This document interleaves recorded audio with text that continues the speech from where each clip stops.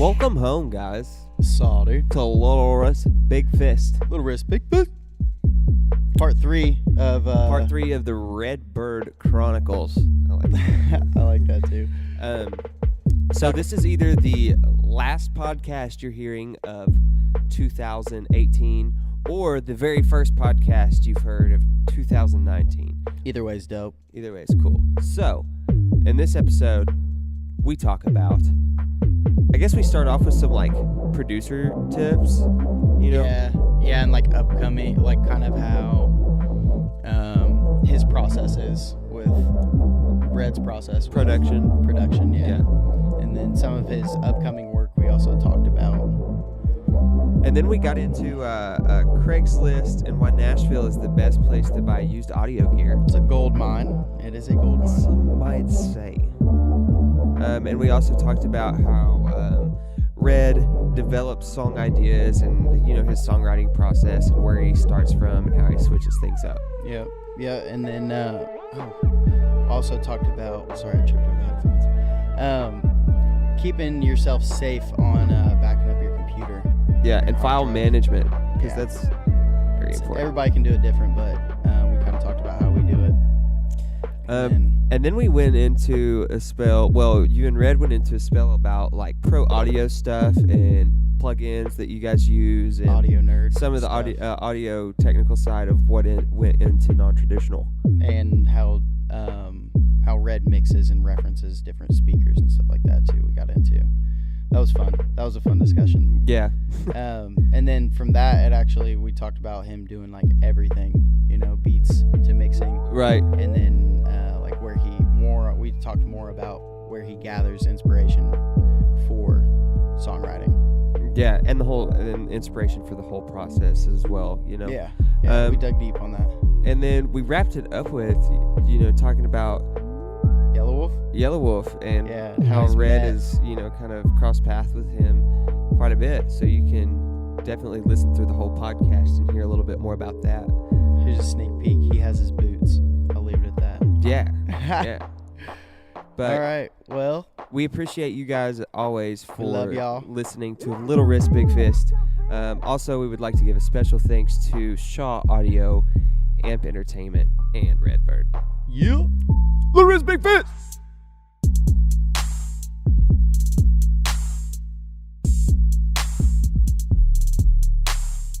All right, boys. Yeah. Hey, boys. I'm going to kick my shoes back off because that's what I do. Guess who's back? Back again. You know, I've never done a shoeless podcast. Really? I don't think. Not one? It's a concept. I would do it, but these are too hard to get on and off. Same. And then I'm going to have to put them back on, so I'm just going to leave them sitting on them toes. It's comfy, bro. It is comfy. It's comfy. It is comfy. We're in our own studio. It doesn't matter. Right? Yeah. It doesn't matter. Dude. Make our own rules, dude. Podcast has been fun so far. Yeah. Happy freaking holidays. Happy freaking holidays. Happy freaking end of college. Happy freaking, hopefully, Merry, get a job. happy Christmas, Hanukkah, Kwanzaa, cut to you. What I'm saying.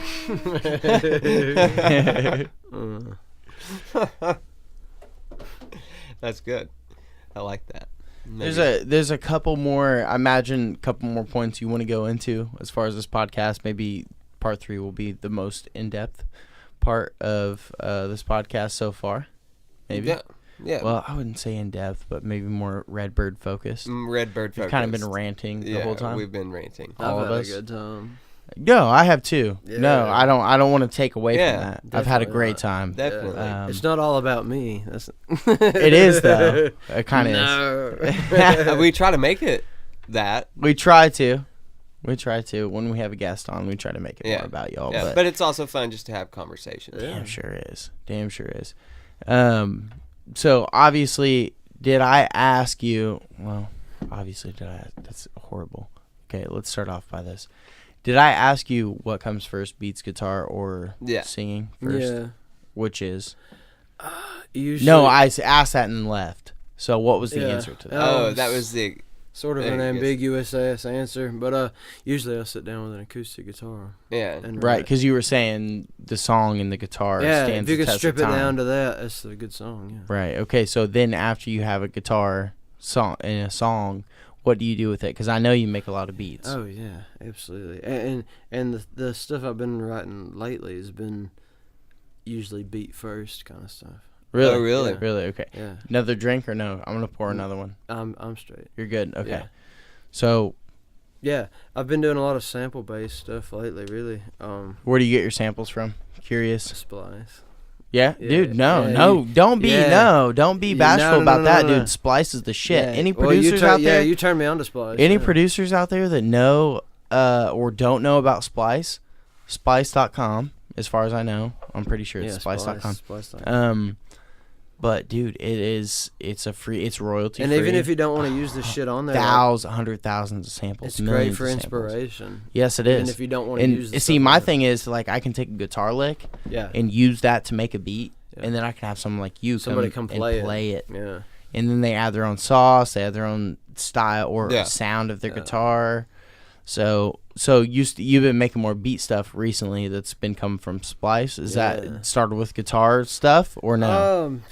I try Like not- guitar I don't samples I or don't no? sample anything with guitar simply because Yeah, you play I hella can guitar. I can play it. You know. Yeah. Yeah. That's all I do is sit around and play guitar when I have free time. But yeah, I've been doing a lot of like keys samples, you know, and soul type shit, Yeah. vocal especially because Maybe something new that we're gonna hear of. I'm really Oh, excited yeah, to hear dude. what comes out of that Yeah. soul type stuff. Yeah. New I got- style, maybe. I wouldn't say new style. It's sonically a little bit different maybe, but I know that I've got one track I'm working on with a friend that's a very talented rapper that maybe he'll be out in a couple of months. Okay. And then got Any names? couple other things on the back, but I don't want to drop a name just yet. All right. But a couple other things that I'm pretty excited about. Didn't you sign a contract before you came? No, I'm just kidding. No. Hell no. So you're obviously thinking about more singles in the future. What else are you thinking about?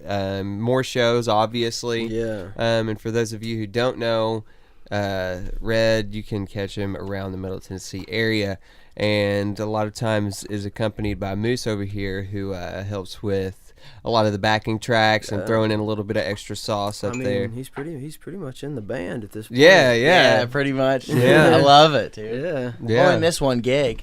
Yeah, and I don't even hold that against you, man. I appreciate that. I had to go home, but I felt bad about that, but I appreciate that. That is funny. Yeah, dude. No, I mean, I won't hardly say no to a show. We'll pop up anywhere, anytime. Yeah, and I'm gonna probably do a lot more singles. I'd love to do an EP maybe next summer. But Next summer, so summer 2019. yeah, we'll call it As that. far as starting it, or as far as like Maybe putting it out. maybe putting it Maybe out. putting Okay. it out. Okay. Yeah. Something you've already kind of started on. Something I've been thinking about and Yeah. hitting Yeah. the drawing boards with. Nice. But You thought of any names or anything? No, I'm just kidding. Dude, he's I know trying to you're- yank it out of you. I know you're far from that point, but especially if non-traditional was put together in a couple months, that's insane. yeah, Is That's that kind of the awesome. style you like to work? Just kind of figure out what's going on, like kind of just make some shit for a Well, you while, never and know. then kind of get a pulse on what you're making. you never know or what do you're you- gonna love, you know. Oh yeah, Right, but like as far as I know, as an artist, you have Yeah. to think about like what's the next project I'm putting out, or what's the Yeah. next piece of work I'm putting out. So is that how you approach it, Well, or do you just kind of make some shit and then you're Yeah. like, okay, whatever comes out of this, yeah. or do you approach it like I want to make a single, Well, that or was I want to make an E EP? with the first EP. That was the idea. Was like I want I to wanna put make out an EP. a body of work, something that I can gig with, something that I can show people, Right. something that is like, what does Redd Byrdd sound like? Well, here it is. Here's an EP of what I sound like. Okay. And now it's like, well, I've got a little more traction, at least locally. Right. So it's like, I can put a little more thought into the singles and like what a song sounds like. And, Yeah. and I can give each song a little bit more attention because you they'll- got they'll the get a little Redd bit Byrdd more, down. Yeah, they'll get a little bit more attention individually now. I feel like, and I've definitely got an idea of what I want the next Untitled EP to sound like. Okay. You know. So what's it gonna be? So are you thinking? You said next Untitled EP. Okay. Yeah. Yeah. No, he's not gonna name the it Untitled EP that we haven't recorded yet or wrote yet. But I've got a lot of good ideas, and I mean, from gigging with you, Moose, and with Lucas and with Jordan, I'd love to get you boys more involved with it as well. Dude, I would love to. And me and Lucas have talked about writing some. And there's also, just to let you know a little bit about like the software I use, which is Tractor to DJ. There's effects that come from Tractor that are implemented inside of Machine, which is what I use for like our sample deck and stuff. That could also be used on like your beats. So you could bring me a beat that's already done. Like you're like, I'm already done with this, and I can use some of the effects that I use in our shows for those records. Yeah. Just to let you know. Then I don't see why we shouldn't do it. Yeah, it'd be the live dope. show's hyper and fuck. So yeah.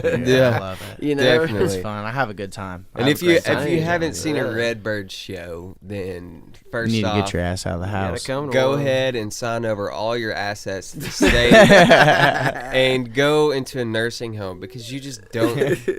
You gotta watch a Redd Byrdd show. Come on, guys. Come on, man. He plays a double-necked electric. I mean, who doesn't want to see that? Yeah. Dude, it's one 12-string and one 6-string. I think it might have been you. It might have been Karsten. I don't remember who I asked when you came out with that the first time I ever seen you with it, and I was like, "Is that his? Is that his guitar? Is he about to play that?" And whoever it was like, "Yeah, dude, he's about to get down." And I was like, I'd never seen. Where did you get that? Yeah. Dude, I bought that double neck guitar on Craigslist for $350. No kidding. Yeah, dude. Shout out Craigslist for every nice thing that I own. Dude, no, Nashville though did you get it near? Hell here? Yeah. Dude, Nashville is the golden spot the golden for Craigslist. That's it. The best Craigslist for audio gear. Yeah. Dude, I found 2 power conditioners for $90. 2 of them, and they usually cost for a decent one like $100 and $150. I've never bought. The only new thing I've ever bought was my acoustic guitar. That's the only thing I've ever bought new. Everything else was used off Craigslist or. I bought most stuff used too. Yeah. Yep. And dude, before I knew about used stuff, like I would buy Machine new just because that's me. Yeah, but like my mixer, I even bought my monitors used at this point. But like before that, I bought everything brand new. Really? This microphone I bought brand new, that microphone, they were all brand new, and I didn't know about it. Like you remember when I told you about? I was like, "Hey, Dusty, I think I'm gonna start buying all my stuff used." Yeah. And it was like, why did I not do this before? Yeah, yeah, dude. You know, but Seriously. you just really usually most of the people in the audio realm are very nice about selling you stuff. They'll tell you it's for parts, or they'll tell you, for the most part, at least in Nashville. Yeah. You know? Yeah. And that's really nice, going into something with confidence like that, like being able to buy something off Craigslist that you're not like worried about breaking in 2 months. Mm-hmm. But one of the points that I wanted to touch on earlier that we didn't was, I know you want to go with like what's coming next, which we kind of touched on. Yeah. But when you like you said, acoustic guitar is where you start, right? So how do you approach writing the song? Where do you draw inspiration from that, and what do you think about? What types of what type of mind do you put yourself in a specific mindset? Do you have a specific process, or do you collect things throughout the day? Yeah, I mean, collecting things is a big thing. Yeah. I wouldn't say through the day. Like little tokens. I would just you see little shit things that sticks. Yeah, you see little things during the day, and you're like, oh man, that kind of like that hit me in a certain kind of way, and then you keep that, and then then it's like a month later, maybe you sit down and write a song, and you think about that again, and do you think about why something hit you a certain way when something sticks with you? Now, something we talked about earlier on your show the other night when I played with you is that artists are more emotional, and creative people in general are very, very emotional, and they're more in touch with their emotional side. And is that something that obviously it plays a part in that, but do you think about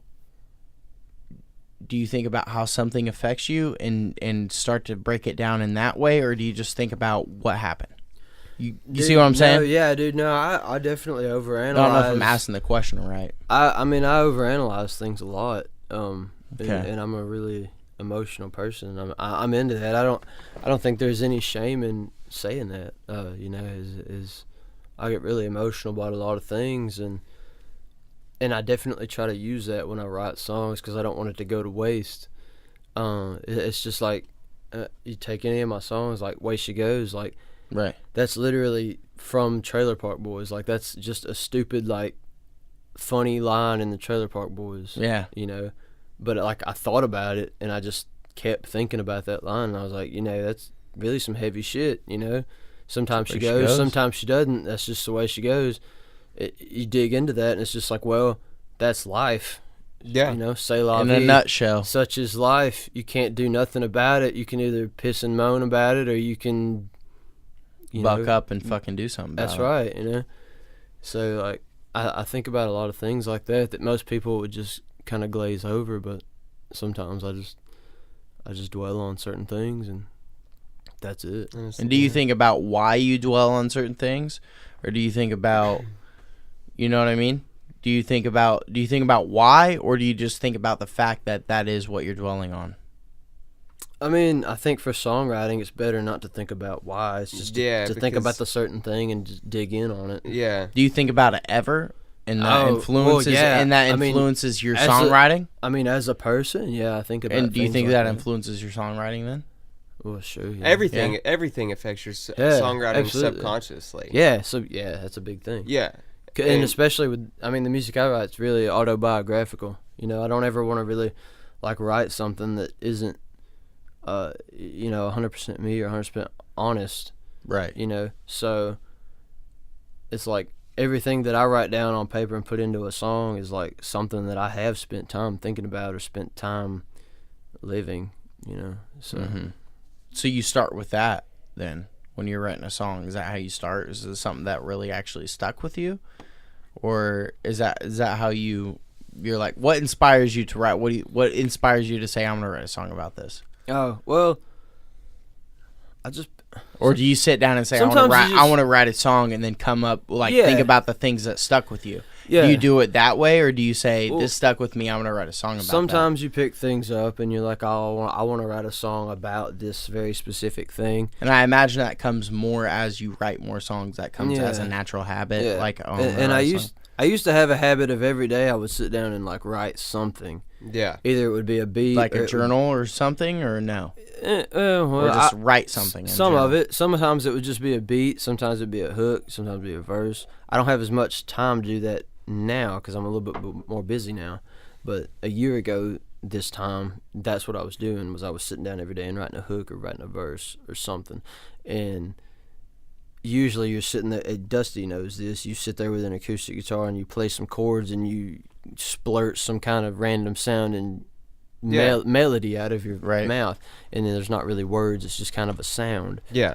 And then you fill in the words later. And then, you know, I would, to fill in those words, I would think about maybe one-liners that I heard from somebody that day, or something that I heard or something that I thought of that related to something that I can relate to. And a lot of times it just kind of has, I mean, unless, I don't know, there's some things that are very hard to describe or to even attempt to describe about songwriting. Yeah, and thanks. Sometimes, like, the melody just has words that are encoded within itself, and those words are going to be naturally come out anyway, just because of the way we speak and the way melody is created is coming from those conversational attributes in our language. And sometimes words just naturally fall into cadence. Yeah. And that's, I feel like more times than not, the song is going to go where it wants to go. And I feel like when there's a mistake made in songwriting, it's when you aren't allowing that song to get to where it needs to go. It's when you're trying too hard to shape it in a certain direction, because sometimes there's stuff that opens up within a song that you have no idea, would have never known were even possible to get there. You just got to be, when you're songwriting, you have to be very, very, very open to just letting it breathe. Right. Yeah. You have to give it a little space. So yeah. So what you're both saying really is that you entertain a thought that you might have had before, or something, a little idea, and you know in the back of your mind you're gonna write a song, and you just take a little bit of a thought and entertain that. Maybe start picking around on an instrument, whatever it is. Yeah. Beats, yeah. guitar, whatever it is, and then kind of see where it goes from Right. there. Is that how you approach it every time now? Not every time. Not no, every as time. far as Redd, like, is that how you approach it every time? You have 17,000 different ways you approach a song. I know this. We could talk. You and me could do a separate podcast about this. But as far as you, is that something that you like? As far as right now, where the stuff that you won't let us know about that is going on, are you making beats first and then saying I want to write a song about it? So when you make the beat, are you saying? I'm trying to dig a little deep here as far as like, you know, when you're writing the beat, do you say I'm going to make a song about this before you're making the beat? Usually not. No? So you just make a beat out of feels. Yeah. And then after you get the beat, if you like it, then you're like, okay, I'm going to write a song about this. And then you pick a topic. It goes to like what he just said about like, let it happen. Like, I try not to ever like second guess myself when I'm writing. Like it's tough, isn't it? Yeah. It's tough it really is. Even making beats. It really is, because when you think about like, well, this doesn't sound anything like, you know, what my favorite, you know, right now sounds like. It doesn't. You always compare yourself, which is like the worst. It's the shittiest. I think it's the worst thing to do. One of the worst things to do. Yeah, dude. Because if you start comparing yourself, then it's like, well, even if you hit that mark that you're going for, well, congratulations. Then you sound just like somebody else. Yep. And then you also cut yourself down. You cut yourself super short because you had a creative idea of something new that somebody else isn't doing because it doesn't sound like somebody else. And also think about this. So maybe he'll make a beat, but you know he's not really feeling to where to take it lyrically or by content. Maybe that certain instant that is supposed to fill that song hasn't even happened yet. Yeah, it's just really weird. Oh shit! It's I really didn't think about that. So you might make some beats and they might sit around for it. Do you take actually on that tip? Do you take old beats? Do you do something with those? I was before my hard drive got wiped. Bro, I never did that. That was something I was so guilty of. Well, and see, I have at least 500 beats on my computer, at least. Yeah. And I'm talking about like loops of 4 bars that you can mute. I've got so many. I had so many Logic sessions, and you can mute and unmute different parts, and you just know that like that could become a song if you arrange it in the right way, but you just never did. But if I think hard enough, I can still think about stuff about some of those, you know, melodies or chord progressions or whatever, and I still use them, you know. I'm trying to think. Bro, next time you need any computer advice, let me hook you up. Yeah, bro. We'll do it. I was about to give an pet anecdotal peeve of mine. story. I even got my girl a backup drive because I was like, or at least encourage her to get one. I didn't buy it for her, but for real, like everybody's got to back up their shit. Yeah. If anybody is out there listening to their, I don't care if you think, oh, I don't do nothing with my computer. I don't need nothing. Think about when your computer crashes and you lose everything that's on your computer. Yeah. Tell me you don't need something from that. Or if it gets stolen. Or if it gets stolen. Hey, if you just don't. Yeah, that happened to you. Bro, I kind of forgot about that. But the thing is, don't. If it happens. Don't keep your backup and your computer in the same place. Also, two lessons here. Back up your computer. And 2, don't keep your backup in the same spot that you keep your actual laptop. Yeah. If you have a laptop. Yep. But, yeah, damn. That's a hard lesson to learn. It is. It sucks. You know how I learned mine? Was when it was in 2012, and I made beats for about 6 months, 8 months. It was my first 6 to 8 months making beats.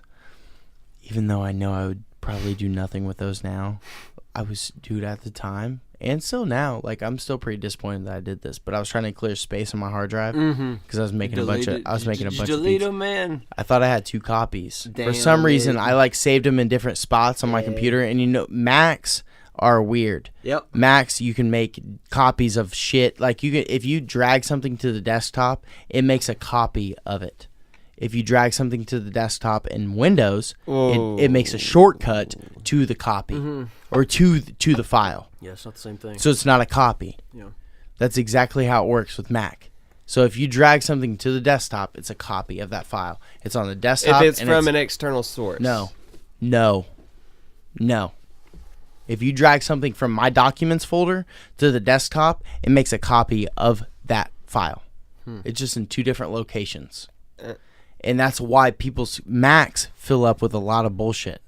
Yeah. That's true, bro. I've went through this. Trust me. I've went through this 1,000 times. I'm not saying it's not true, but I just feel like... You look confused, like you don't believe me. It sounds stupid, doesn't it? Because it is. It sounds dumb. It's fucking dumb. Because it fucking is. But also, it's not dumb because this is the thing.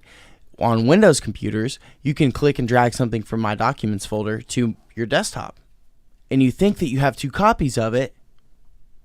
And then you click on the one on my desktop, but you deleted the one in my documents. It's gone. It's gone. R.I.P. So, in my opinion, Mac is better for that because it actually makes a copy of what you had. Yeah. So, and also externals. That's also a thing. Like, if you drag something from an external drive and put it somewhere, it makes a copy of it. Yeah. But it's the same principle. So it does that, and it conjuncts up or congests your hard drive. Yeah. And then all of a sudden you have all the shit on your hard drive. Let me ask you this. I know I don't ever drag anything from my documents to my desktop, but I'm all the time dragging stuff from my downloads to my desktop. Two different things. Yeah. I mean, that's what... It doesn't make any sense, but it doesn't make a copy. Okay. It will move it. Well, actually... See, because it's not in my downloads after I drag it to my desktop. And that's how I work. I work off my desktop. You know so what? I drag... You know what? I could stand corrected right now. That could be false. Because I'm going to double check this. I work... I know you never really work off your desktop. I work off my desktop. Yeah, I can't. I do all the time. That is how I work. And when I drag something out of my downloads and take it to my desktop, it's not in my downloads. I don't do that with documents because I don't really mess with documents, and I never save anything in there anyway. Because like I said, I operate off my desktop, then I go back and file manage and put it on external. Yeah, that's what I do. Yeah, it's like an unorganized way of being organized. Yeah. Okay. Damn it. I can't answer that question quickly, but I think you might be right. I think I might be wrong on that. I think it's within the same drive. Maybe. I don't know. Because I know if I'm dragging... I have 4 hard drives. Yeah, that's what's different with yours. That's what's different with yours, right. Because I only operate on... Well, the only time I ever pull anything off of a different drive is when I plug in my external. And then it does make a copy. One thing I do know for sure... Okay, maybe this is what it is. When you drag something from my documents, my download, wherever, as long as it's in the same hard drive, it just moves it. Right, yeah. But when you're on Windows, it copies it. Okay. It makes a shortcut. It makes a shortcut. So essentially, a shortcut is not the file. It's just a shortcut to the file. It's just a quicker way to access that file. So when you unplug that external source, you don't have... That's what I think it is. Okay. I'm completely talking out of my ass right now because I don't know for sure, but I'm pretty sure you're right. I'm almost positive you're right because obviously you also deal with more of the same hard drive than I do. Yeah. Because I don't work on the same hard drive. Yeah. I work on like 3 hard drives at one time. That's just how I work. Yeah. So... I can't. Damn. But also, dude, but it's a confusing thing. It's like and you need to keep it cleaned and organized. Yeah. My opinion, it's hard to do. This is if anybody wants to know like how I organize, I do by category. So like I have artists. So I have all my artists that I've ever worked with in one folder. I have all the videos that I've ever recorded in one folder. I have all the pictures that I've ever taken in one folder. I don't do like podcasts and then put the videos, audio, and then pictures all in the same folder. So I do video, audio, and then pictures, like different folders, and then categorize it by that. So then make folders for that. That's how I stay organized. But if you start to copy that shit and don't know where your stuff is, that's what Aubrey's running into right now. Her MacBook Air just crashed. Yeah. She was using Word. That's it. And it stopped and deleted her last hour and a half of work because it didn't back up, which it was supposed to do. It was supposed to back up, and it didn't Mine do it. always backs up. Yep, it didn't do it. Nope. Shut down, and she lost the last hour and a half of her work, which is probably like, for her, probably like 3 pages. Like, I have no idea. I don't know. I was just trying to do a fucking OS update. Bro, she's in law school. Everything. That's what happened to you? Yeah, that's what happened to me. You tried to upgrade the new Mojave. Mojave. Yep, you which fucked up. I fucked up hard. If any audio people out there, do not if you're upgrade listening, do if not you don't upgrade. Need to, no. Unless you need to. I'm telling you. And that's you. what the dude at ZMAC told me. He said, unless you have a reason to update, don't do it. Because a lot of your apps and shit won't work when you update. Especially audio. Pro Tools and shit. Yeah, that's what he said. Pro Tools. Which Pro Tools is the worst. Luckily, Photoshop. Pro Tools, luckily, it doesn't matter with Photoshop. Really? Yeah, it does not matter one bit. They always upgrade. Shout out graphic designers. Yeah, it's a lot easier. Shout out Adobe. It's a lot easier to use than as far as like how in depth they go with like the stuff they need to manipulate. But what do you use to make beats then? Logic Pro 10. That's Have they came out with another one yet? I don't think so. Is 11 out? I don't think so. No, it's just a Logic Pro X, the dark one. It's all black. Yeah. And shit. Yeah, it's cool as fuck. That's I had 9, and then I went from 9 to Pro Tools. Yeah, I learned on GarageBand. So same going to Logic was really easy. Dude, and seamless. Yeah, absolutely seamless. Just more features. It makes it way more easier, and you get a lot more cool stuff to use. Right. And recently, I got into samples with, Splice and other kind of things like that. So, it's just really user friendly. So, any plugins? Do you have any like plugins that you bought, or do you torrent? I don't care. Man, I used. Not really. I really don't. I mean, you don't have to disclose if you bought them or not. I mean, I used. Just I got like what was it the saturation knob from SoftTube, the free one. The saturation knob. Have you ever heard of that? Yeah, is it one knob? Yeah, one knob. It's like that's like a tape that's saturation. through Waves. Yeah, and it's from SoftTube. It's sick. And you caught the free one because I didn't catch the free one. It's pretty sick. I caught the free one of the pumper. Oh yeah. Yeah. Well, I got the Waves H comp like a week ago for Black Friday. H anything is the shit. Yeah. Yeah. And actually, that was really nice considering I remind me. Over, you know? Since you're the homie, remind me, and I will. We'll talk about Waves after this. We'll do it. I got something that will probably blow your pants off. Hell yeah. Yeah. But yeah, mostly it's in the box shit. Really. Cool. And then recording. I mean, yeah, of course in the box, like most people do in the box now. But what's your like go-to shit? Like the audio, just the audio nerd shit. I don't care. Dude, like the shit that you're like, and when I make a beat, like I'm reaching for that. All right, like my favorite. Okay, so my favorite drum machine on Logic is the Atlanta drum machine. So does Logic have drum machines? Yeah, now? dude, yeah. So do you use that with the keyboard, or how does that work? Yeah, I do everything off a MIDI explain keyboard. exactly how that works. So you pull up a plug-in that's a drum machine. Yeah, you have a MIDI keyboard. Oh, I have a keyboard. Which is plugged in with just USB, and then you play the keys, and that matches up to the drum pads. Yep. And I like the Atlanta kit a lot, and I like the 909 kick. But you gotta EQ it though, because it sounds like hot doo doo when you just pull it up. You gotta EQ it a little bit and compress it a little bit, but yeah. That comes with most plugins. That's pretty much most of It comes with built-in samples. Yeah. Did you say that's most of non-traditional? Most of non-traditional. Well, I mean, like the drum section of non-traditional was mostly Atlanta kit and the 808 kit. Nice. I didn't stray too far from that. Nice.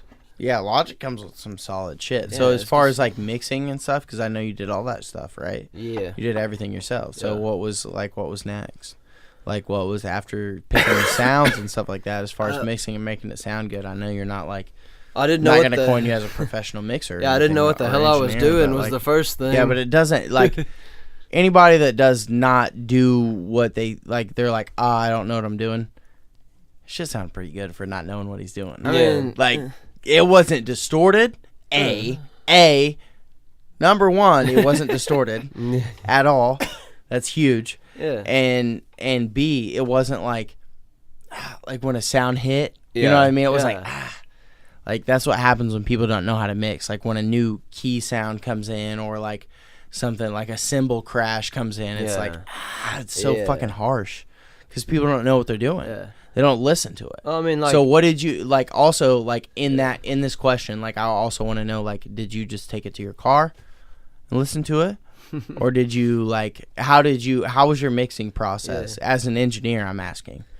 Well, my main approach is like, you know what a good record sounds like. Facts. You know you know so a good mix. you had records to listen to and compare it. Yeah, well, I mean, you know, so you had reference records. You know what a good mix sounds like. Right, so you know the music you like to listen to every day. That's not something. Well, would you listen to your music that you listen to every day and then listen to yours and compare it? Yeah, absolutely, absolutely. I mean, you know what sounds good, and as long as you know what the buttons do, you know, in the DAW, right. It's like, you can get it kind of close to that kind of sound.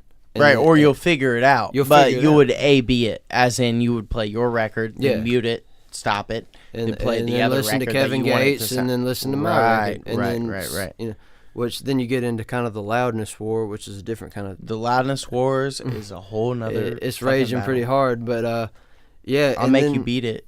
Yeah, and then listen to it in the car. I mean, honest to God, that's a big thing for me, is listening to it in the car, because you know, your monitoring system is like, you know, I got pretty okay computer monitors, and then also it depends on your room. Absolutely, and mine's not acoustically sound. I know that, so I listen to it on the speakers. You listen to it in your earbuds. You listen to it in the car, and you listen to it on your iPhone speaker. Yep. Because iPhone speaker's a big one. Well, yeah, because that's how everybody's going to listen to it. Exactly. That's what a lot of people don't listen to. That's what a lot of people don't think about. Nobody's going to go home and listen to it in KRK boxers in the wall. Right. Like, they're not. They're going to hear it on the Apple earbuds or the speaker on the phone or the car. Yep. So as long as it sounds good in all three of those things, you're pretty much good to go. Yep. So, you know, that's the mixing process in a nutshell. Yeah. Okay. So that's how you do it. You use different. Now, do you get it to where you're like, okay, are you to the point now to where you're like, okay, I know how it should sound decently in the space that I'm in and the headphones that I'm on, and then take it to the car? Or do you try to check it on all three, and then you're like, okay, I know where I need to go from there? You know what I'm saying? I feel like there's steps to the mixing process. Like Dusty knows now. Yeah. Like, he used to sit in the car with me forever. Yeah. When I listen, I'd be like, Dusty, like, will you come out here? Will you listen to how this sounds? And then I would listen to it in the car, and then I'd be like, okay, I don't know if this is exactly how it needs to sound or not. Let's listen to it in your car. Yeah. Let's listen to it on the Beats bill. Yeah. Let's listen to it on the phone. Yeah. Then I would get confused because I didn't know what to reference. Yeah. So are you at the point to where you can listen to your monitors in your studio and know what to reference? Yeah. Or are you at the point to where you're still checking everything? If I can get it good, I wouldn't be bashful about any of it. No, like, dude, it doesn't matter. If I can get it good on the speakers, I'll take it to the car.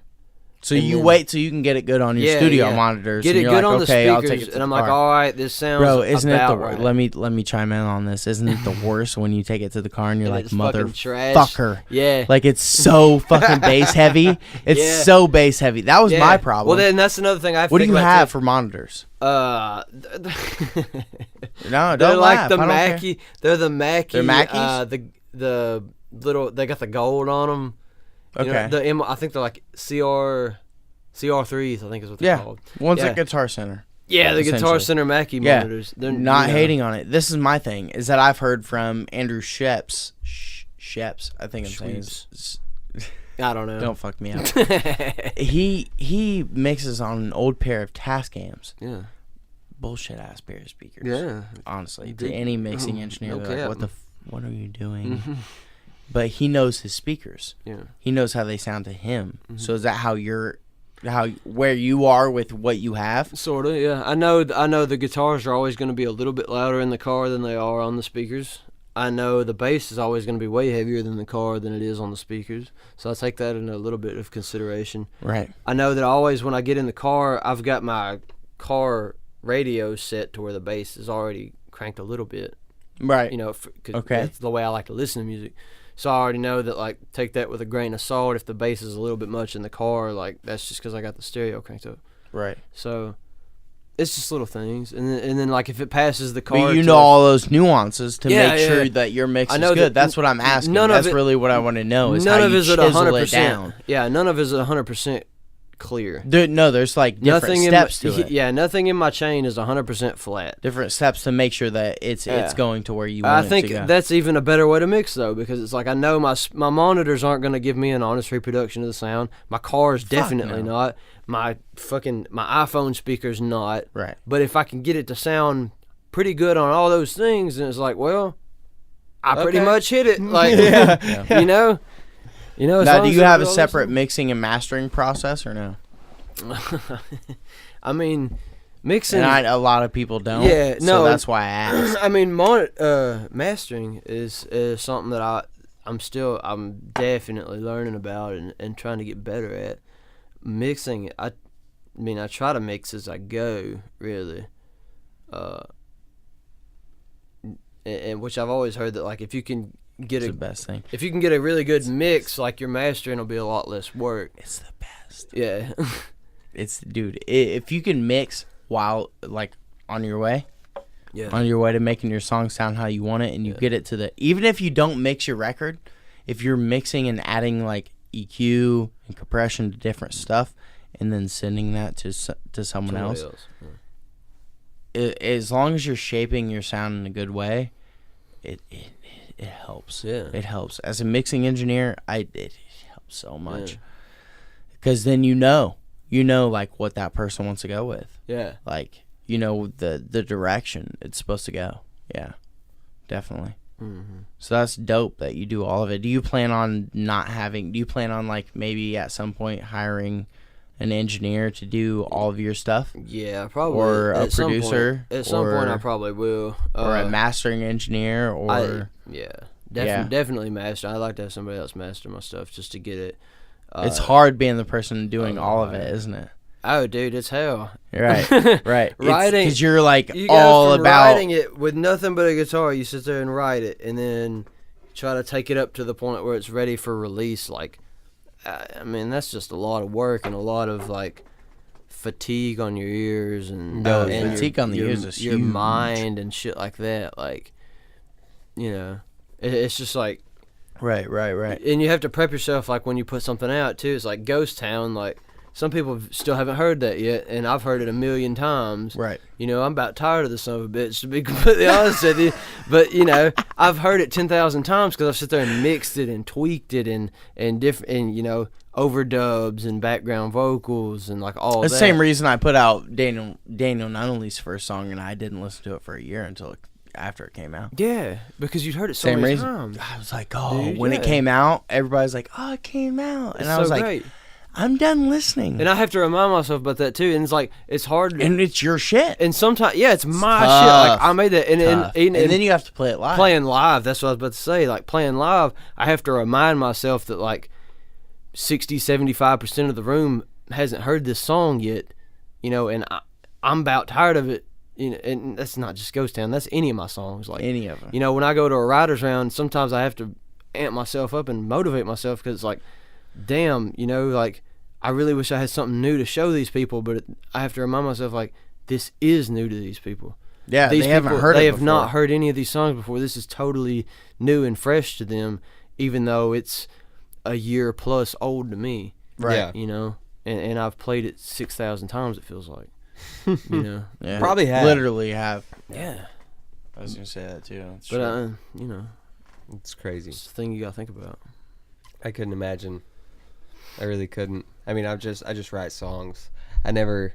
I mean, you've performed a little bit, but not to the degree. I mean, with that being said, not to that degree. Playing's my favorite part of all of it, the whole process. Yeah. Well, see, my favorite would be the songwriting, yeah. and that's why I'm okay with just being not performing. But let it be said, Dusty Cantrell has an amazing singing voice. Well, I appreciate it. Facts. FAX. I don't know. I just don't feel. I don't know. I don't feel that feeling when I'm performing. Yeah. I'm just like, oh shit, when can I get off this stage? Yeah. and coming from, like, making sure that your song is shaped the way that you want it to be shaped. Is there anything that and I've kind of already asked this. I feel like both of us have touched on this. Was there anything that it's like adverse or anything that is different or anything that is challenging or anything that has bothered you or anything that even, I mean, I can attest to this, that you've been bullied by or anything that you have been punked on or anything you've been made fun of on or anything that's sensitive to you that you write, that you take and you're like, okay, I'm going to fucking put this into my song. Yeah.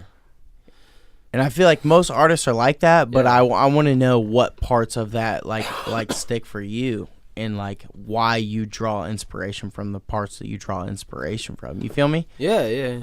I feel like that's very important. I feel really vulnerable a lot of the times when I'm writing and recording and mixing. I mean, and I like to think I take a lot of that and use it.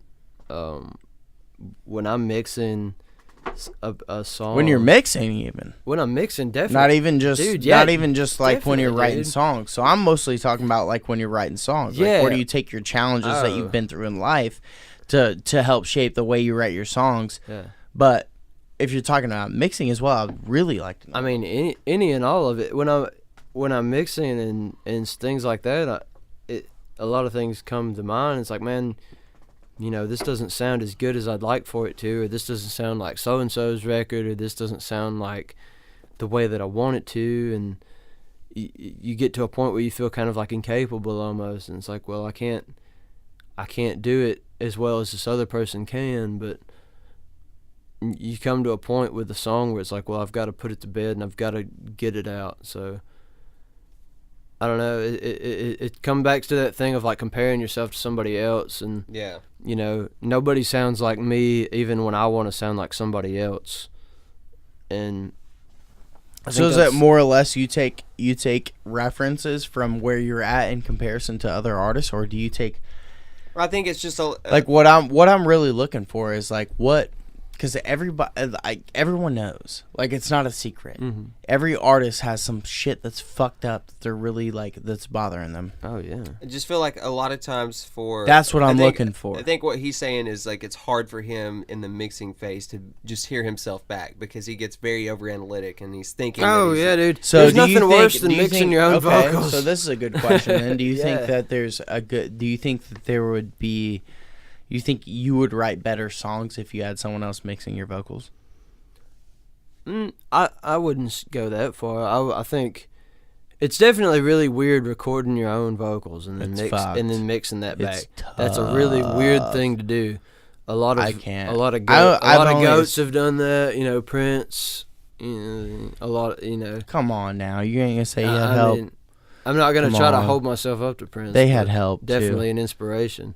As far as they had a lot of help. Well, they had a lot of help. They had a lot of people around them at that time. You can't say someone was in the room. They might have pressed the record button themselves, but come on now. I mean, you know, they had a lot of help. Back then, it wasn't a laptop and a mic. Well, yeah, it wasn't that easy. I don't know. It's easy to compare yourself to somebody else, but it's really hard to like measure up to that standard. And I feel like that's a problem I have a lot, and that's probably a problem that a lot of other people around here have. Right. Is that, you know, you listen to your favorite artist or even people that you know, you listen to their songs and stuff, and you're like, well, shit, you know, I wish I could get my shit to sound like that.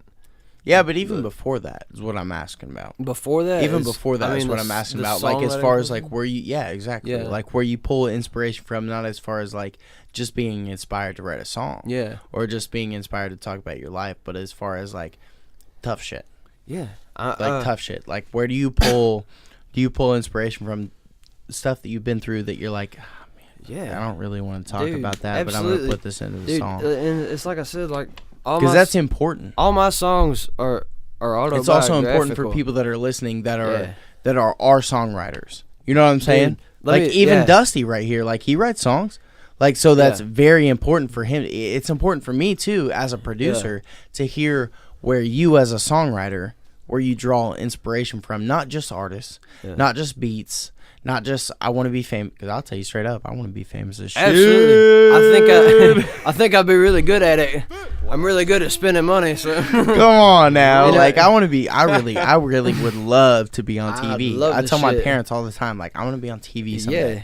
Like, but I'm gonna be. But exactly. But before that, like, where do you draw that real raw shit? The first thing I would tell any, you know what I'm saying? Yeah. The first thing I would tell any songwriter or any beat maker or any creative, do not hold back one bit. Don't hold back at all. The second you think that you've gone just a little bit too far, push it a little bit further. No shit. Yeah. Okay. Even if it's something that people would be like, it would be controversial, a little critical or a little controversial, like just push it, put it out there. Because what have you got to lose? And that's what works these days. That's what works, especially as of right now. Like as of you're not. No offense, you're not Lil Wayne. Oh no! So you're not. Not. In this context, I'm gonna say you're not shit as I'm an a local artist, boy. so you can do whatever you want. I'm a local boy. I can say whatever the fuck I want to do. And as of right now, it doesn't really matter. It doesn't matter. Like you're just trying to. You're also trying to convey your thoughts and see what sticks. So I'll as keep your thoughts, 1,000% not just throwing honest. shit against the wall and see what sticks, but conveying your thoughts and seeing what sticks. Everything that I put, everything I put into a song is like something that's hurt me, or something that's affected me in some kind of way, right? And take that. Don't just let that go to waste, right?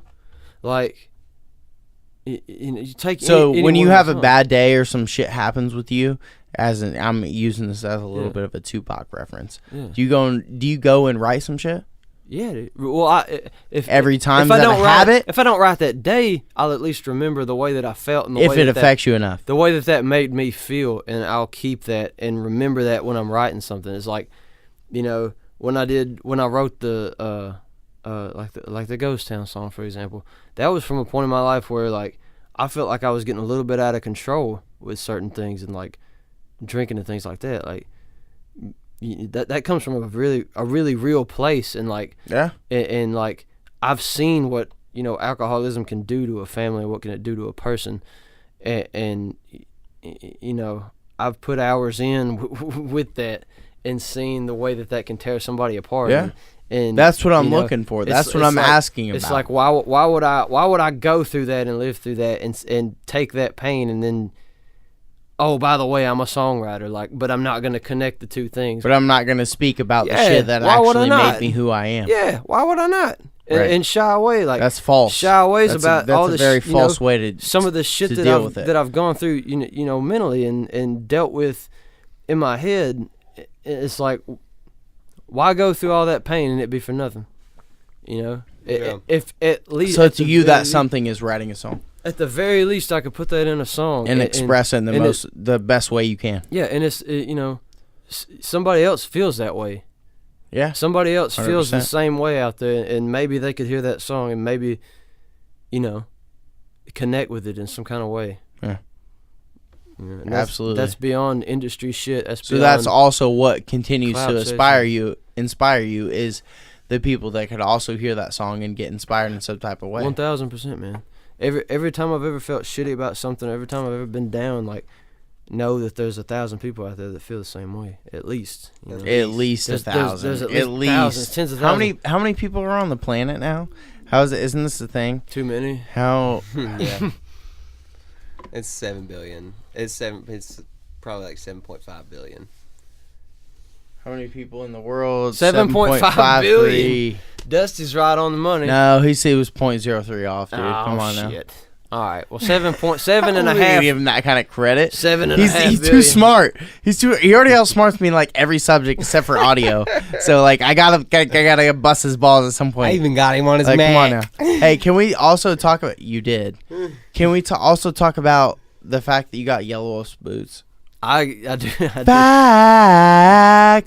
Big old facts. Bruh. Got Yellow Wolf's what I'm saying. Painted red work boots. They're so sick. And a fucking I got a blazer from him too. Shred it, bro. You got a blazer? Yeah, a blazer with skulls all over it. Did you really? Yeah, from him? Yeah. No shit. From him. Do you post it and tag him? I put it on my story. Did he see it? I don't know. He might have saw it. Probably not. You know you can look, right? You can go back in your messages and I need to go back and see if he saw it. And be like, hey, send it to him again. Like, hey, fam. Hey, ho. Check this single real quick while Check you it out. Check it out. Swipe up, bitch. Yeah.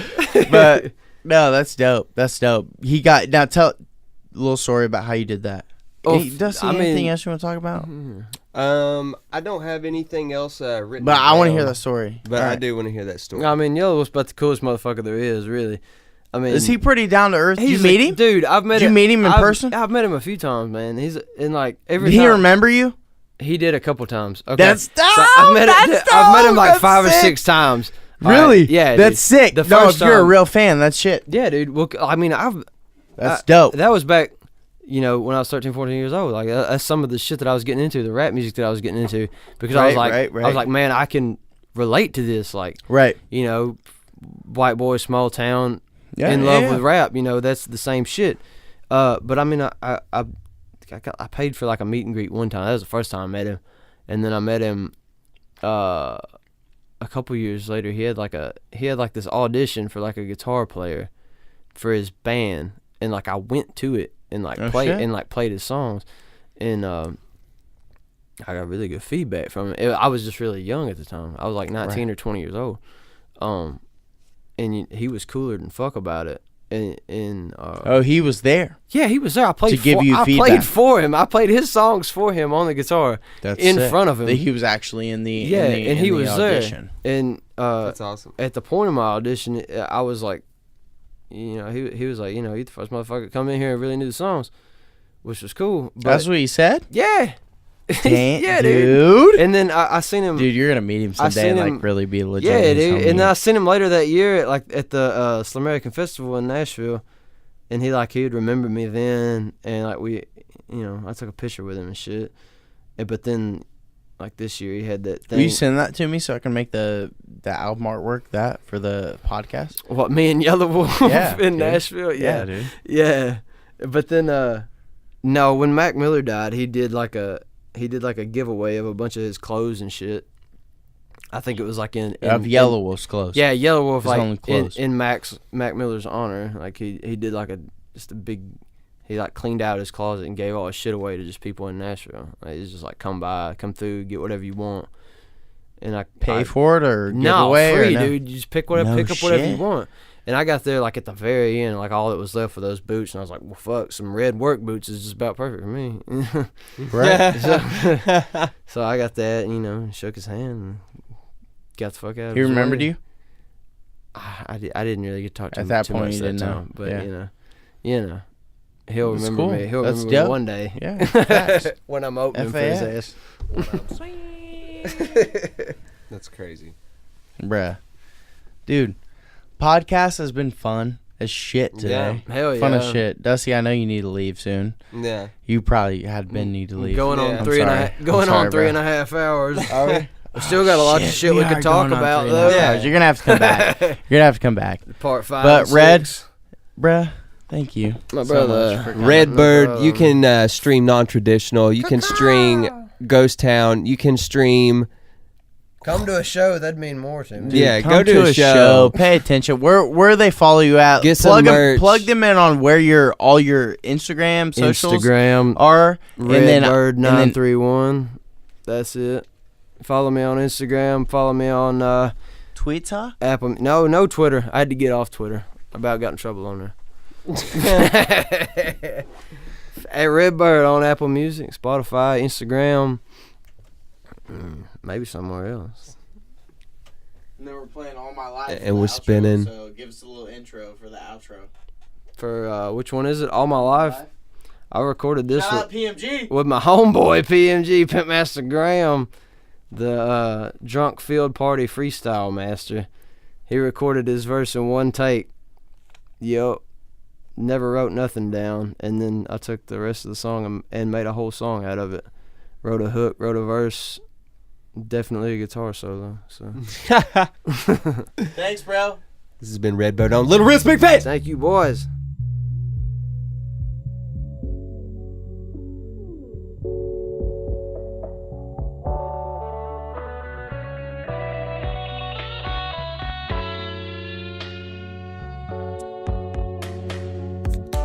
bottles, blue cans. When I get aggravated, I throw hands. Don't come at me when I'm feeling mistaken. Understood, I'm in my way.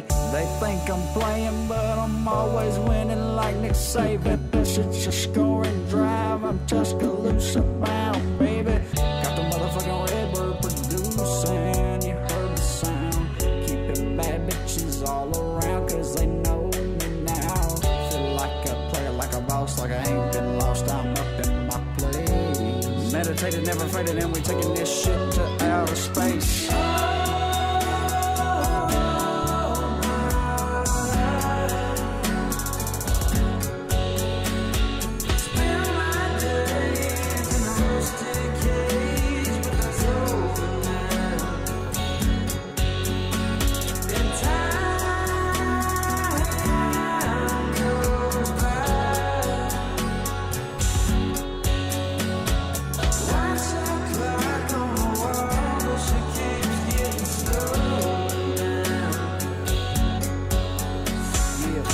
Raised up in the backwoods, mama got a switch, daddy got a belt, act good. Don't let your mouth overload your ass. Write a check that you can't cash, round this hood down. I come through on 2 wheels, BMG come sliding by on 3 in the all black. Lucille, feel like a king, no BB. Fleetwood seats laid back with a Fleetwood CD. See me all up on the cover of a magazine, not yet, but one day and you'll see.